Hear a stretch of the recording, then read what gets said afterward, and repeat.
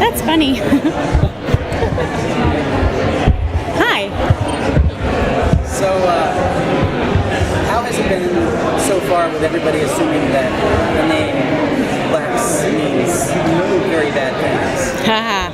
Yes. Well, it's kind of funny because there was a plane crash an almost plane crash in the pilot, and just from a personal standpoint, a lot of people were very upset when they found out that I was in a plane again.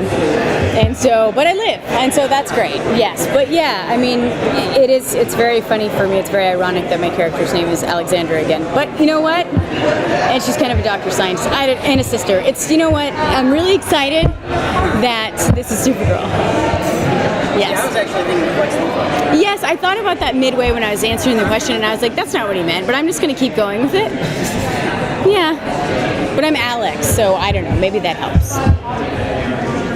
Maybe. It's very female-centered in the pilot, yes. Especially, and I imagine that continues through the series. Can you talk a little bit about that experience of filming very female-centric role? It's unfortunately quite rare, especially in superhero franchises. Absolutely. And it was a very big part of why I was so excited to be a part of this. I have daughters. I have an 8-year-old and 6-year-old daughters. And there's not a lot to look up to. In the industry standpoint, there's not a whole lot. And so for them to see a character like this, a girl that is as herself and not necessarily in the Supergirl part, but as Kara, she's flawed, and she's quirky and she's trying to figure out who she is, and she's still growing up, and she's got all these things that are kind of seemingly against her, but she's just figuring it out, and that it's okay. It's okay to figure stuff out like that, and to be comfortable as who you are. And it gives my girls a lot to look up to, and I appreciate that tremendously. And it's just, we're having a blast with it. And I know nothing about what's coming up. We literally start filming on the 23rd. No one's seen a script yet. We haven't done the table read. And I'm getting bits and pieces, but everything's in fragments, so I really have nothing to share. Other than it's going to be really great. We know that part. But.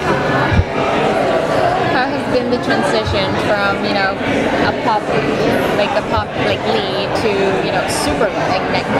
You have an iconic superhero under you now. So is the transition been not weird? Because I don't want to say that because I loved Leigh and I loved the Supergirl. Well, I wasn't on Glee, but that's Melissa. Sorry, but I'm sure it's very interesting for her.